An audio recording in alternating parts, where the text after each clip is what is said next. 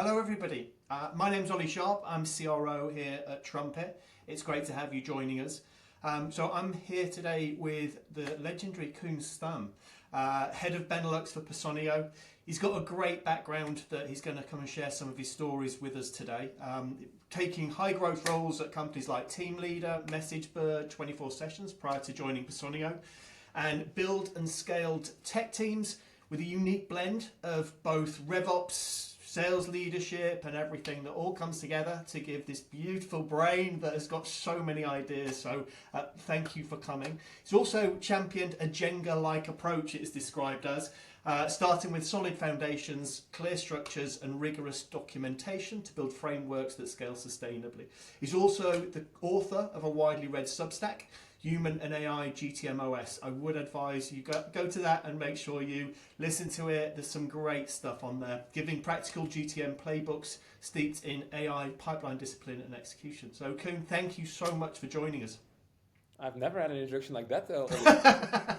I don't know. I don't know what to say. I'm speechless. No, the only thing before we dive in, and that's what everything here in go-to-market. Go-to-market goes so fast, and we need to stay as leaders, as sellers. We need to stay on top of our games. And how are we staying on top of our games? Is discussing with peers, having moments that you can discuss, whether this is in a newsletter on Substack, reading and engaging on LinkedIn. And actually, that's of course also one of the topics for today. These are all async moments. I can decide on my moment when I want to consume or learn from peers. And there's nothing more exciting than sharing your own learnings, with always the caveat and disclaimer, this has worked for me. There's no guarantee it can work for you. Yeah. But I think if you execute it in a similar fashion, I know for sure you will make progress, and that's more than sufficient. So 100% agree. I think there's lots of good people out there, and the more we learn from each other, the better we become. So it's thank you for sharing what you've got to share with us. So the reason why we wanted to do this webinar is we released a report called The Definitive Guide to Buyer Enablement. And we're going to talk a little bit about that. We're going to pepper some of the things through our conversation. But let's just start with framing this, because a lot of people say, what is buyer enablement? And we want to define that. Buyer enablement is about helping your potential customers understand and solve their challenges. It's helping them every step of the way in the buying process.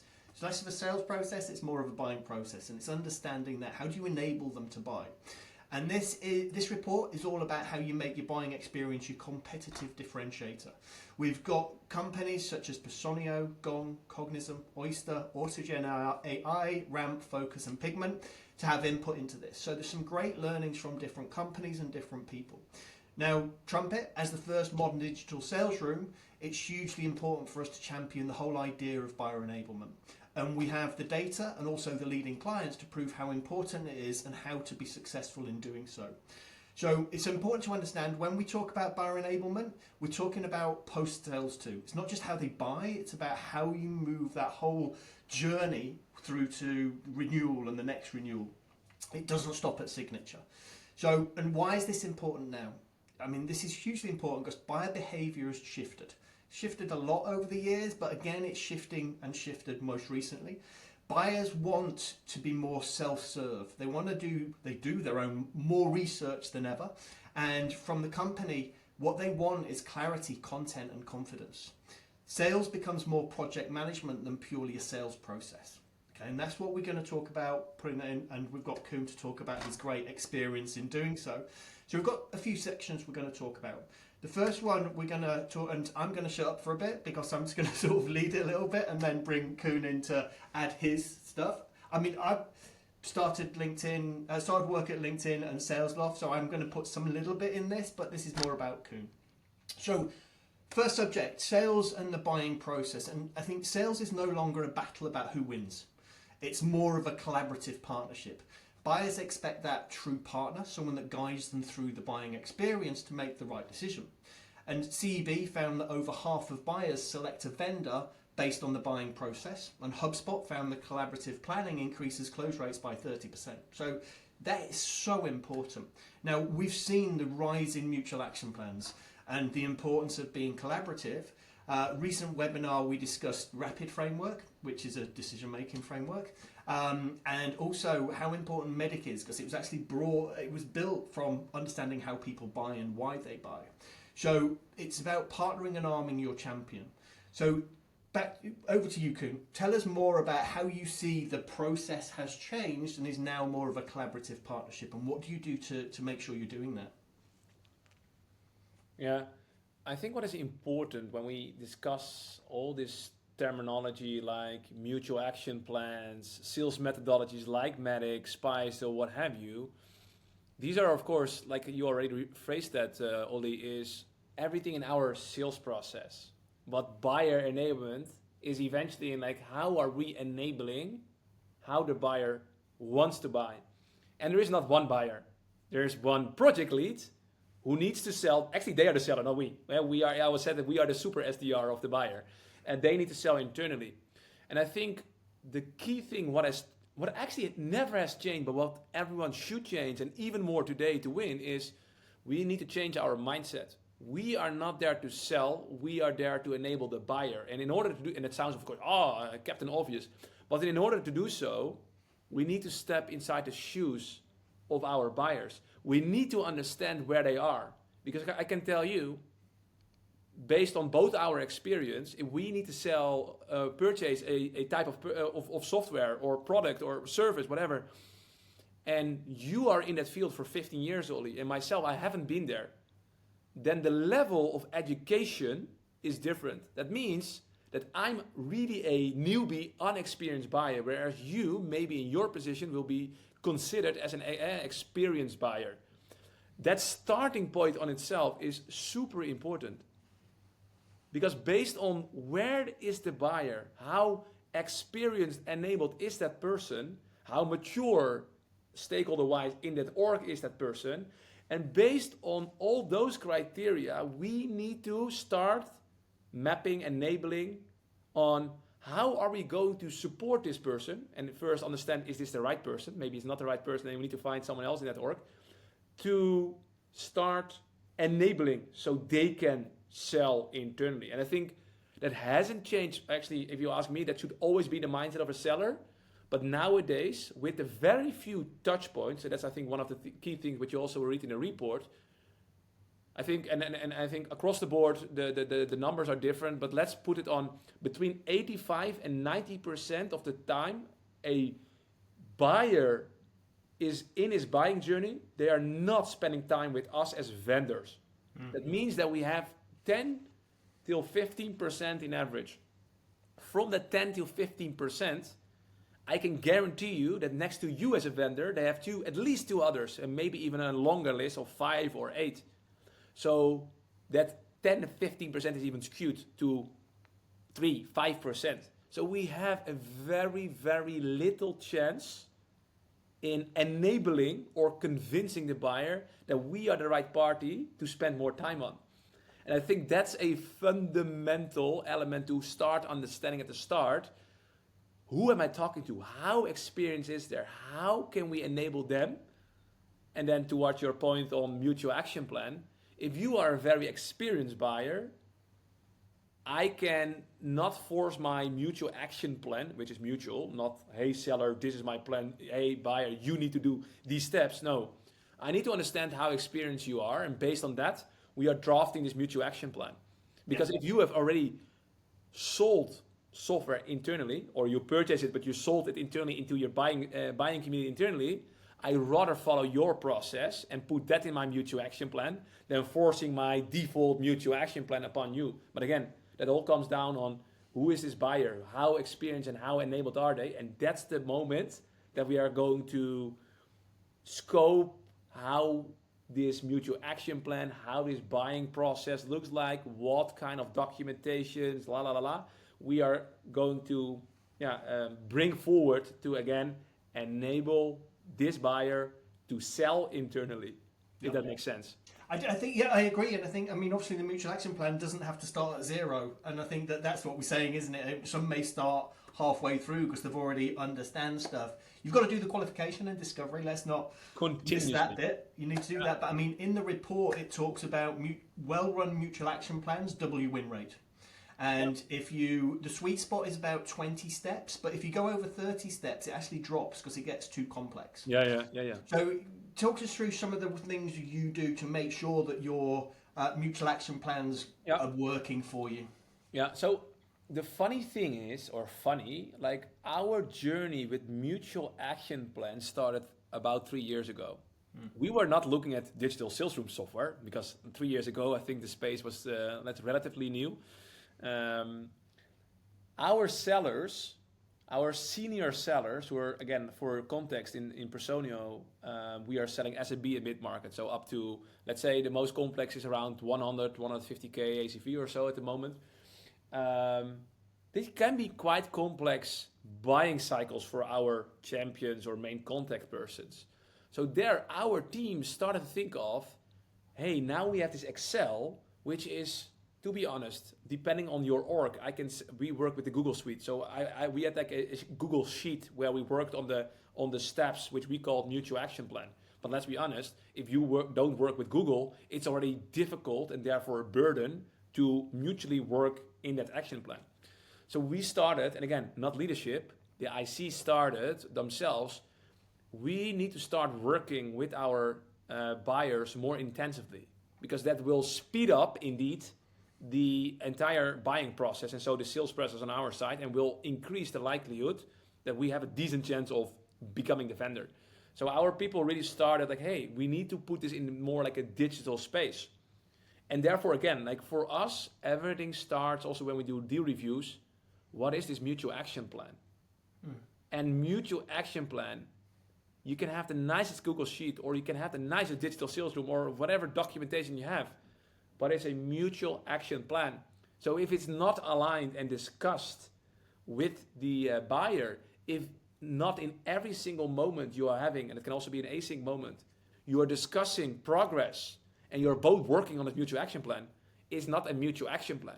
And then the last thing, if you don't do any of that, if you don't have alignment with your buyer on how steps needs to be bought, I can tell you, your deal process will be twice as lengthy, your win rate will be shaky, and let's be honest, if you need to put yourself up for a deal review with your manager, yeah, I mean, it's kind of like, I assume that we are here in the buying cycle. Yeah. Okay, where are you? What is the next call with your contact person? Who more did we talk to? What are their steps internally? You don't have an answer because it's not mutually aligned. And again, so for me, also in our org, like mutual action plans, is the key driver of deal confidence almost. Like if I really put it there, if that's not in place, hell no that we are going to close it this quarter if it's forecasted this quarter. So it gives for the manager, for the seller, a lot of confidence. But more importantly, what I find, it is a way that we enable the buyer. Because the last thing I want to say on this topic is like, still the majority of the buyers today, they don't have prior experience of buying at all, or they have never bought that category software, or they've never bought software inside their current company they're working for. And that's dangerous.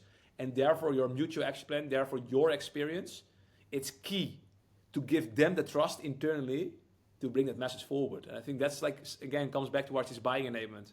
We need to understand where this buyer is, and this mutual action plan can actually boost the confidence of your buyer that they can have the right arguments, the right business case at the right time towards the internal stakeholders, because there is a lot on the line for the buyer, and that's also something we forget, right? Yeah. I think something might be to do with the fact that there's more C-level stakeholders in every decision now, and I think that maybe the person that actually is the recommender in a deal now is maybe more junior and doesn't have the experience. When there was less people involved, maybe it was someone more senior making the decision with less people around them. But it's interesting what you say about deal cycle as well. In the report, it talks about a pod with a deal timeline widget reduces the sales cycle by 33%. So if you're actually running like a project where you have a timeline agreed with them, it actually benefits and reduces sales cycle. I mean, everybody wants to increase win rates, reduce deal cycle, and increase ACV. It's what we do.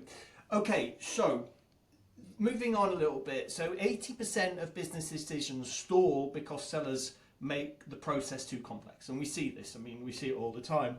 Gong found that companies using multiple tools with buyers, and what happens is they have to engage across 10 channels on average as a buyer. So you can't find anything anywhere, which is quite hard to understand. according to Gartner, just over 2/3 of buyers say a single source of truth drives decisions. I mean, that's what people are crying out for. But there are loads of other ways that companies tend to make the sales process too complex. So let's move on. What common mistakes do you see other people doing to make the process more complex than it needs to be? Ollie, I don't know if you recognize this pattern, but like what I still see happening and again, like less and less in our org, because I think we are working with mutual action plans, digital sales route for 3 years now, especially in the Benelux. I recently stepped up also my responsibility, so I'm now responsible for more regions. And like I think for us, it's really like we need to have a digital space where we communicate with our customers. And the reason is here. If I see still sometimes, and I saw that before a lot of times, we had a very good meeting. Let's say I had a demo where I shared my tooling to you as a potential buyer, and I follow up with an email. First of all, this email is very lengthy because we have discussed so many things and there's so much to share, and I share 8, 10, 12 links, PDFs, URLs, case studies. Like, let's share everything we have because it will help the buyer buy, right? We are derailing any of the, like, what is the real message you want to bring towards this buyer? And if we are sending this in a flat email, the moment you click send, that same person has got 5, 10, 15, or depending on the majority, the experience level, if you are more senior level, hundreds of emails. Do you really think that any of the information where you put half an hour or an hour as a follow-up email, that stayed on top of mind? And what is this one key or the two key takeaways you want to leave that specific buyer? Again, it's one person in a buying community of 8, 10, 12 people that they remind. So the big mistake I still see is overload of information after a demo, and I just pick out the demo stage as one. Or, I've been there as well when I was a seller, I want to share the entire tooling to you because this is amazing. All these features, and look at this, and like, hold on. Understand first where the buyer really, where they really care about, and be really specific on the 1 to key things which they want to solve. And in your follow-up, really make sure that you only focus on these kind of 2 elements. And it doesn't have to do anything with like mutual action plans, digital sales rooms, async selling. This is just basic fundamentals of selling. And that, Ollie, goes wrong way too often. And that's like how complexity starts. And it really decreases any of our win rates. I 100% agree. The amount of times, my team are constantly taking the mick out of me because my attention span is not very good. And so when I get an email, if I can't find what I want very quickly, and you as a buyer, I'm sure you get approached a hell of a lot and people try to sell to you. If I can't find what I want, they've lost me. And I think that what I find is when you're doing a demo and you're showing the whole platform, you then end up bucketing yourself in the nice to have place because you've not really dug into that pain that you can implicate and really go, right, I need to spend money on this. So I think that's a very good example. We are going to talk about that a little bit more later about how and when you share the content with them. I think what I also see is, I think that being internally focused also sometimes makes it more complex than it needs to be. Like you talked about earlier, understand where the buyer is in their process and what they already know. But I mean, this Medic is the most recent thing that everybody wants to jump on board. But if you have a 2-stage sales process, you don't need the same Medic as if you have a true enterprise play. You may not need a value pyramid and all of these kind of things. So it is very much about what does this deal need? What does this prospect need? Rather than what have I been told to do? And we should stick with structure. But I think there's this idea of complexity. We want to say we do a complex sales cycle, but really sometimes we don't need to.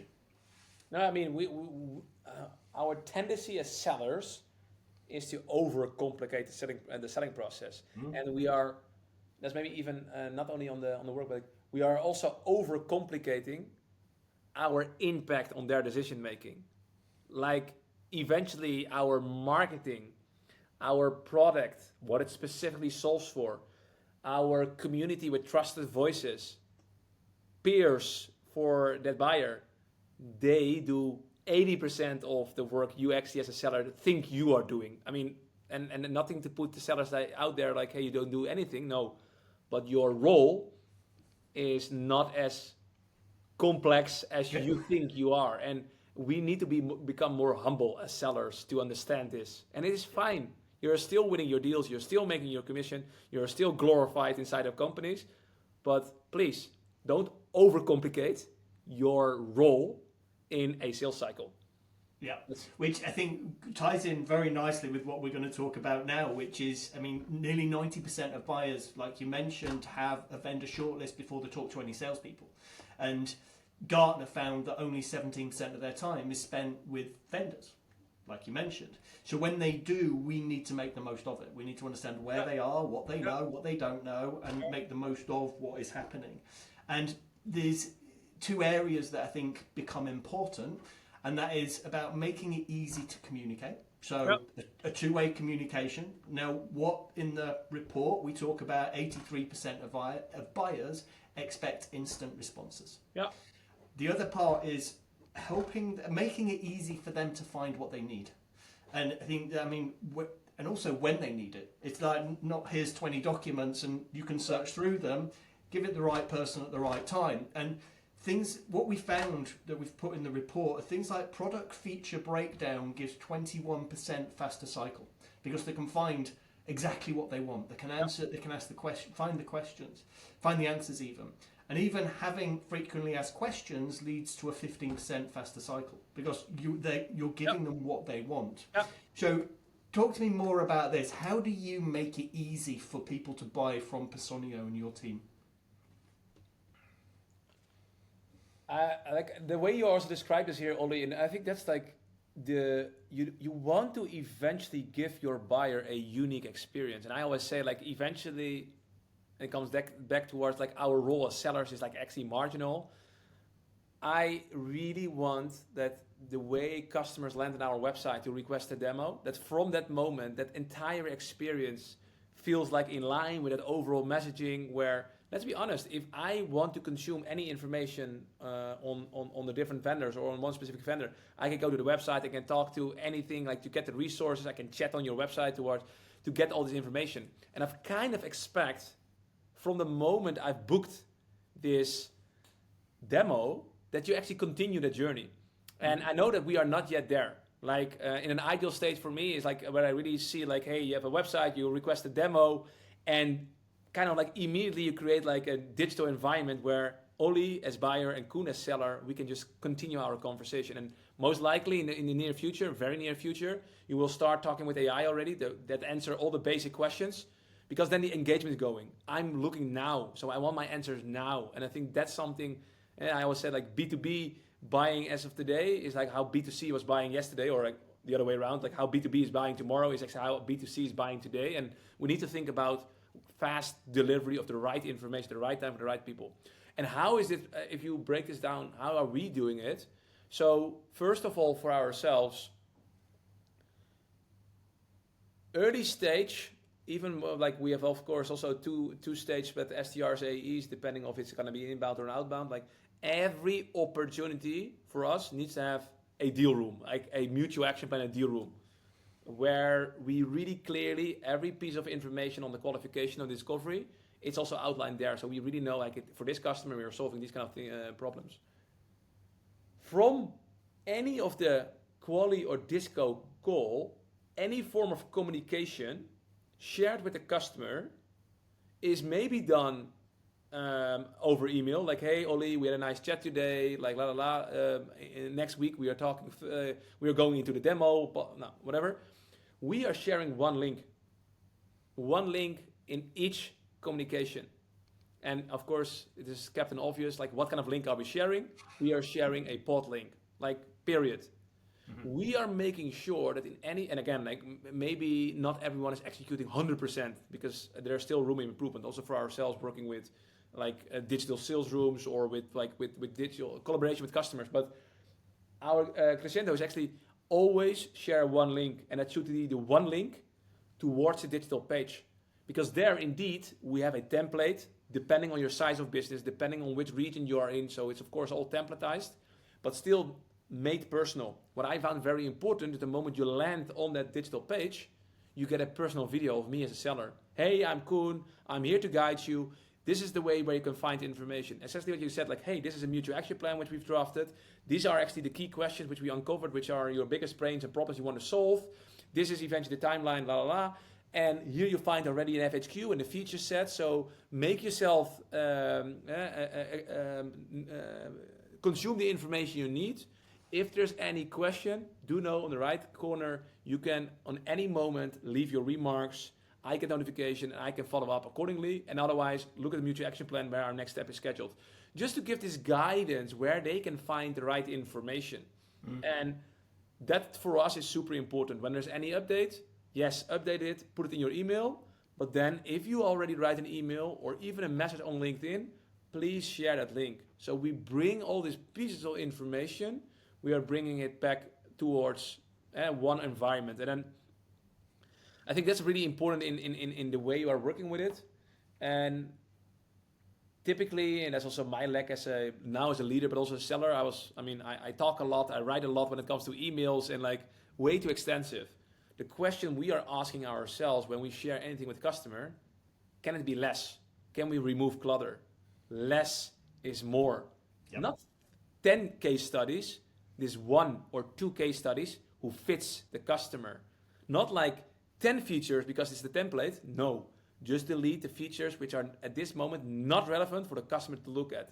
If you want to tease, that's something else, but then not tease with 3 or 4 different features. No, do it with 1 or 2. So reduce clutter, but make sure it's really the one collaborative space.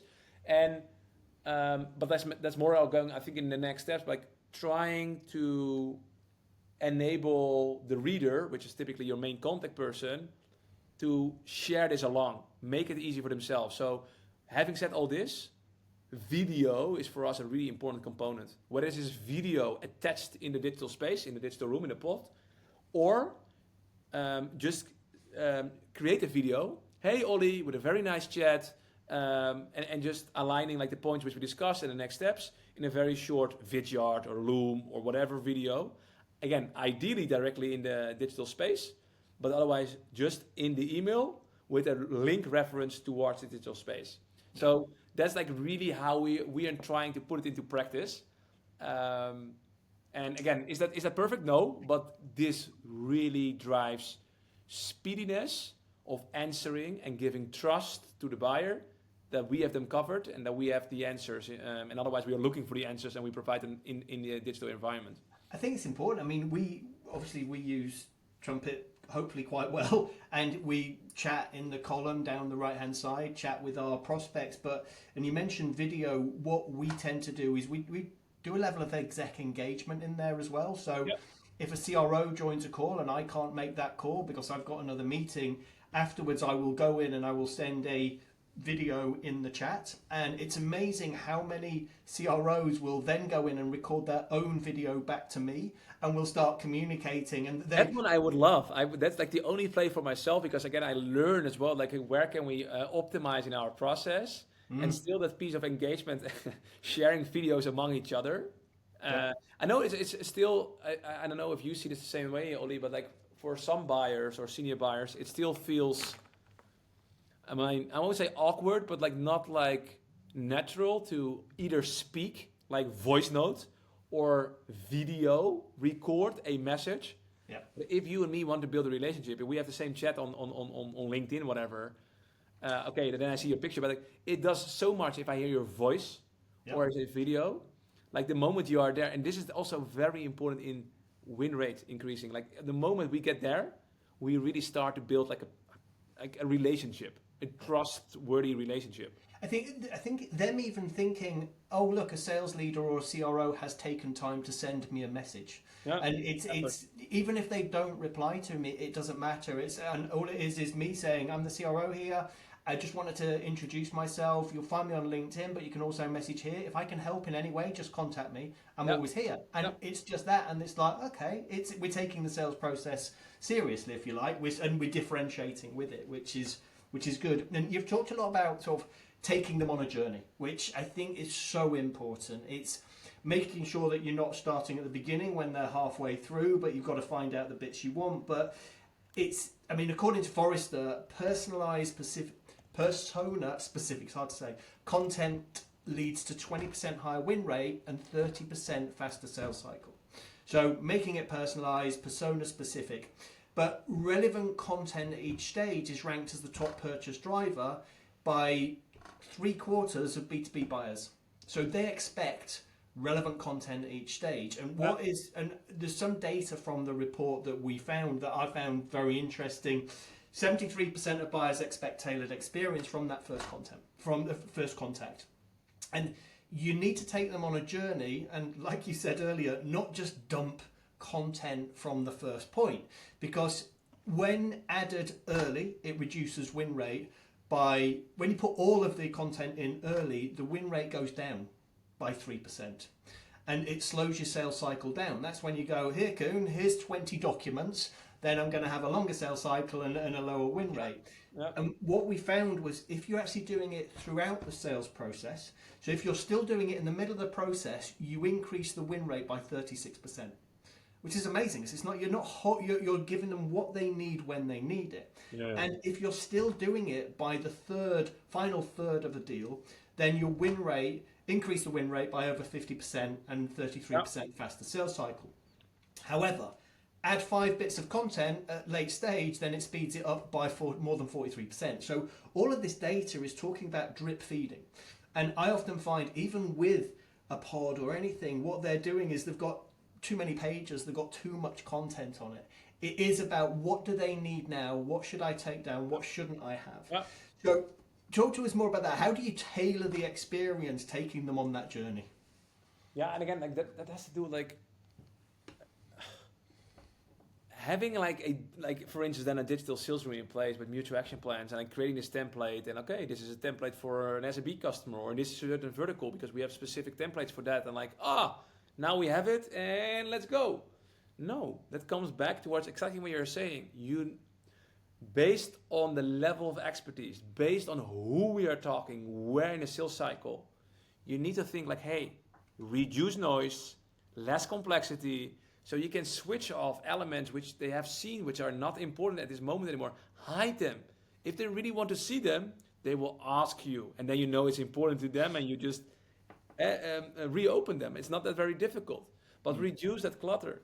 Like at the start of the sales cycle, there are some elements on some documents or financials or other things which maybe are way less important. Hide them and start activating them when they become relevant in mid-cycle, end cycle. And again, like you also said, I think that's also what we're leveraging quite a bit, is obviously, the moment we get towards pricing proposals or really into contracting, we open up this certain tab or a part of the pod which you can easily then hide at the beginning and then open once relevant and make available again only to them who you want to address it to, whether this is only the CFO or finance manager.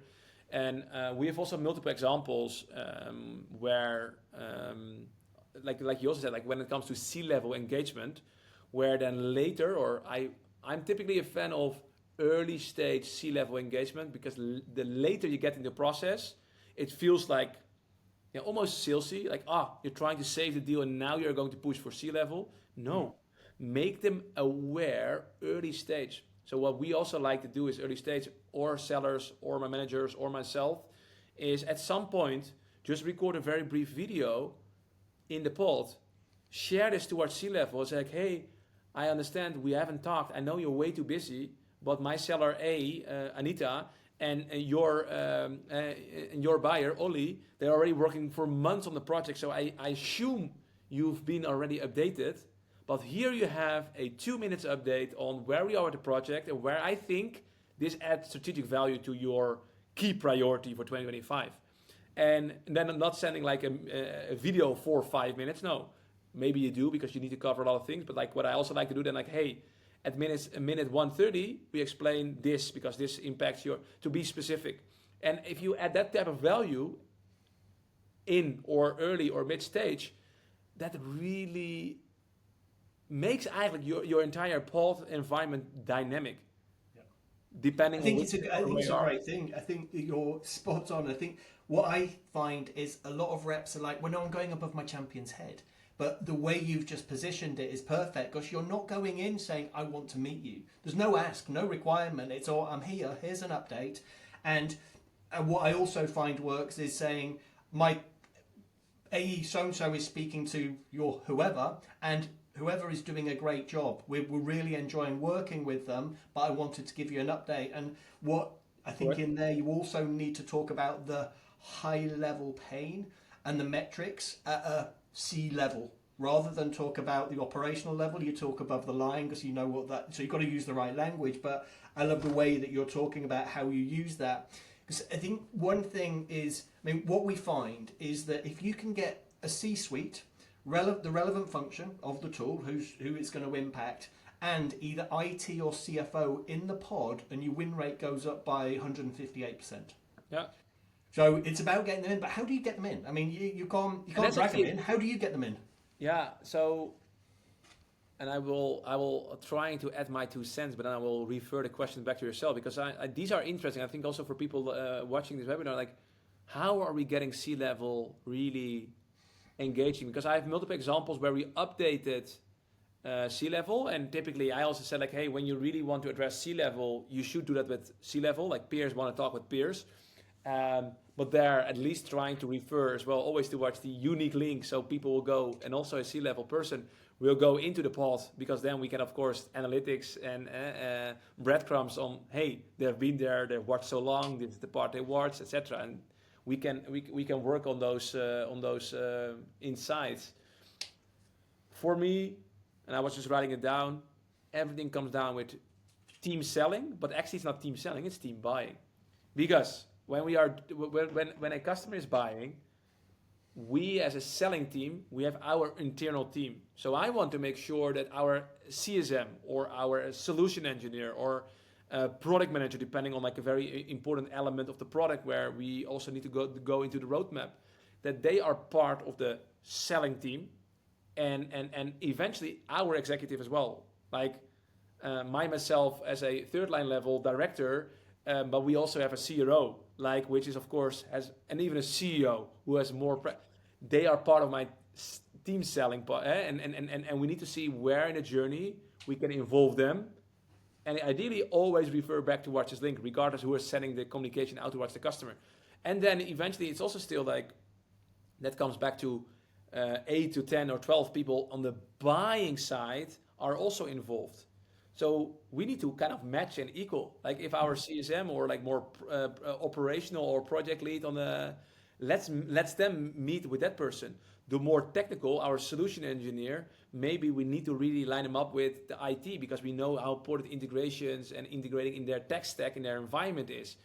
And then again, like the CEO or CRO, whatever, like C-level alignment.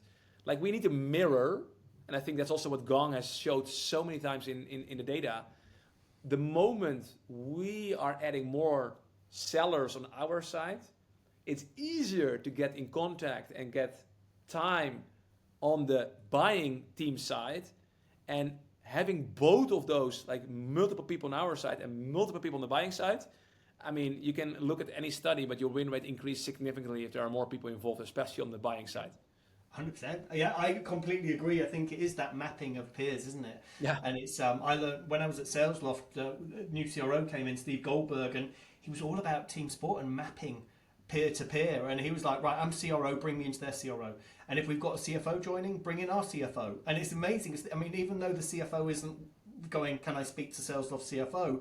They are peers. They understand each other. And I think that's what I find is that the first thing you do is research. I mean, if I want to get a CEO engaged with them, I've got to research the company, their finances, what their strategies are, what that person talks about online, because they're not going to care about the fact of I can build templates for somebody in a pod. They care about how that actually impacts the above the line metrics. So And this has become today the easiest way to get this information. Just do a deep research with Claude, with Gemini, or with ChatGPT, and you just go to the toilet or you just get a drink.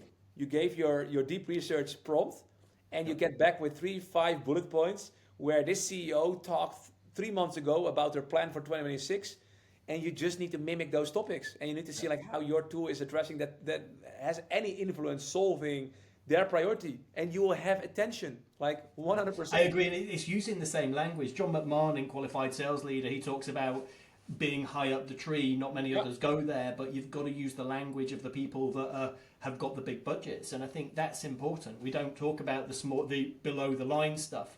So moving on, using data. So I mean, well, first of all, I mean, we have the org chart. So as soon as someone goes in a pod, it builds out an org chart. So it's giving you information, but talk to me more about how you use data and analytics to improve your processes. About how do you know what works? How do you use the engagement data to move deals along? And also how that obviously improves forecasting. Talk to me about that side. So our overall insights on any engagement within like the use of digital sales is very important for us.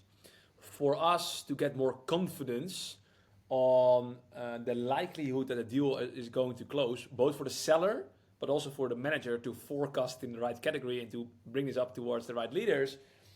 For us, that really has to do with the fact that I'm really happy that I work for a company like Personio, who has the investment capacity, but also is really willing to really connect the tools in the right way. So for us, Trumpet is fully embedded in Gong. Gong is our full front layer on top of Salesforce.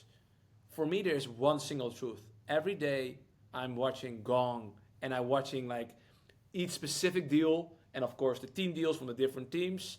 And we see there any of the engagement signals.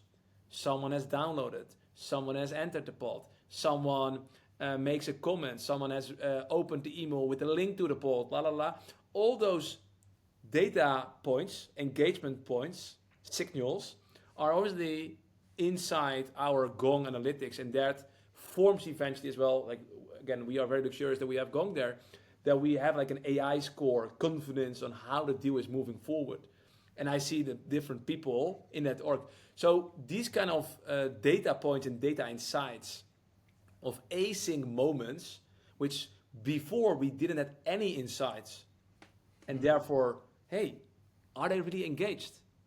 Like now we directly get notified, and if we want, of course, also in Slack, but like everyone, all our sellers, actually that's the good thing, any of our org, so I'm responsible for new business, existing business, everyone is in Gong, everyone uses those triggers, everyone sees these kind of async engagements, so it gives us so much confidence on how is that deal progressing.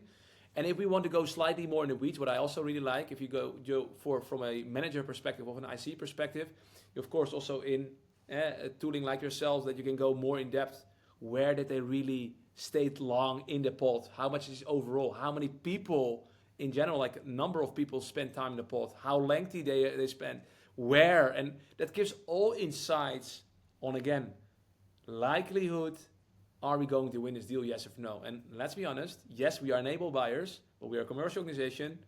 We need to sell deals, or at least that's how we start, or renewals or expansions, like depend on where you're using digital sales route. But so these data and analytics and insights, that's obviously key for driving, not driving, but driving deal cycles, but definitely have confidence in our forecast. Understanding it. Yeah, I think, I mean, at the end of a month, end of a quarter, I always sign up to all the signals of anything that's forecasted and all the pods. So I know I can see what's happening. When you overlay that with strict sales stages, okay, we're at this sales stage, what is left to go? Well, we've got to get paperwork done. You then can go in and say, well, I know that the CFO hasn't looked at this, or this person hasn't looked at this. Where we also find it very good, and our clients have mentioned this as well, is testing champions. Knowing we champions say, yeah, I'm selling for you, but you've not actually got anyone else in the pod, and you've not actually shown anyone this, etc. So I think it's a great way of testing your champion and working out, do you really have a champion? And it's not even testing the champion. There is something on the line for this champion that they can sell this project and they bring it towards success. And then of course you can say to the champion, hey, dear Ollie, you told me that this is one of your key projects, right? Yes. I've been there and done that. And you also mentioned me that you haven't had much experience. You're 3 months in the role, la la la la. Like, we know, and from also our experience, that at this stage, we really need to start involving your colleague Patricia. No, but like to have like really enable them and push them to have this internally, because that's fully stress testing your opportunity. That's 100%. Yeah. Cool. Okay. Lovely. My last question for you: what stood out from the buyer enablement report, or why should someone read it or download it? I mean, first of all, I felt from the very first beginning that async selling, because buyer enablement, getting back towards this 83%, what you mentioned, that we only have 70% of selling time, we need to understand how we can maximize this. That means that we need to sell prior to a meeting, in between meetings, after a meeting, all different kind of async ways. And there was a feeling I always had from the very first start that I started with async selling, because for me, software is an enabler for async selling to have more confidence in selling towards my ideal buyers.